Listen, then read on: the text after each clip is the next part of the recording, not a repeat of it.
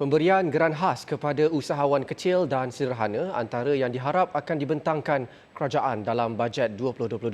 Penasihat Dewan Perniagaan Antarabangsa Kuala Lumpur, Datuk Sharifuddin Musa berkata pemberian geran sedikit sebanyak membantu perusahaan kecil dan sederhana PKS untuk kembali mendapat modal bagi memulakan atau meneruskan perniagaan yang terjejas akibat COVID-19. Jadi kami harap kerajaan memberi geran-geran yang bersesuaian untuk mereka semua dalam masa terdekat ini. Untuk pengetahuan semua,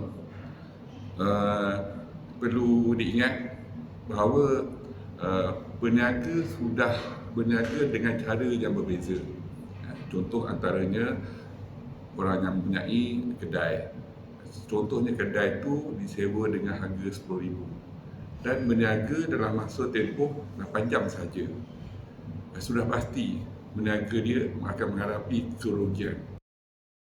Tambahnya, had masa perniagaan yang dibenarkan kerajaan susulan penularan COVID-19 telah memberi kesan besar kepada pendapatan usahawan, terutama yang beroperasi 24 jam sebelum pandemik. Oleh itu, menuju fasa pemulihan, beliau berharap nasib PKS akan terus menjadi perhatian kerajaan agar ekonomi mereka dapat dirancakkan kembali seterusnya mampu menjana peluang pekerjaan. Menteri Kewangan Tengku Datuk Seri Zafrul Abdul Aziz sebelum ini berkata, lebih 1 juta usahawan mikro telah dibantu melalui 4 siri bayaran geran khas prihatin GKP sejak COVID-19 melanda negara. Bantuan itu melibatkan peruntukan RM6.8 bilion.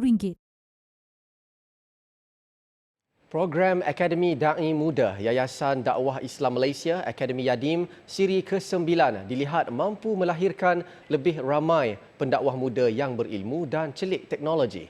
Pemilihan konsep Tekno Da'i jelas menunjukkan penguasaan kemahiran berteknologi khususnya media sosial penting bagi setiap peserta dalam menyampaikan dakwah pada zaman serba moden ini.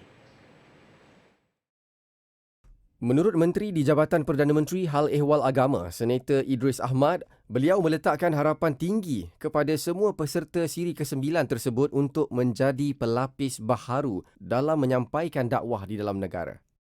Dan kita harapkan mereka ini akan menjadi seorang da'i dan menjadi satu lagi tenaga-tenaga yang akan menyebarkan agama Allah Subhanahu Wa Taala sesuai dengan bulan Rabiul Awal yang kita meraihkan kelahiran Nabi Muhammad sallallahu alaihi wasallam untuk kita mencetuskan lagi kesedaran kita untuk kita menjadi penyambung kepada risalah yang dibawa oleh Nabi kita Muhammad sallallahu alaihi wasallam. Walaupun baginda telah meninggalkan kita lama, maka kita menjadi tugas kepada kita untuk kita meneruskan kerja ini.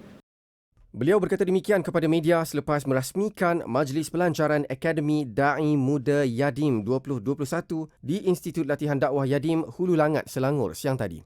Sementara itu, Yang di-Pertua Yadim, Nasruddin Hassan, amat menitik beratkan kualiti para peserta dengan memastikan mereka sudah bersiap sedia dari segi rohani dan jasmani agar tidak terpalit dengan sebarang perbuatan negatif yang secara langsung akan memburukkan imej seorang da'i. Di sini kita bukan hanya sekadar mengajar tentang skill dakwah, tetapi semua perkara yang berkait dengan jati diri, kekuatan dalaman dan seterusnya sampai ke peringkat da'i itu mampu untuk menyesuaikan diri dengan zaman teknologi yang ada pada hari ini. Sebab itu kita guna terma Tekno Da'i, melahirkan Tekno Da'i untuk melestarikan gerakan dakwah. Akademi Yadim 2021 disertai seramai 24 peserta yang akan dibimbing oleh 4 orang fellow terkemuka. Antaranya adalah Datuk Dr. Muhammad Fazilah Kamsah, Isfadiah Muhammad Dasuki, Syah Kirit Kalkulal Govinji dan Firdaus Wong. Dalam pada itu, peserta juga akan dilatih berhubung kemahiran teknologi media menerusi kerjasama bersama Multimedia University. Selaku penyiaran utama, TV Al-Hijrah akan menyiarkan program Akademi Yadim 2021 yang akan bermula 11 Disember depan dan akan berakhir pada 29 Januari 2022.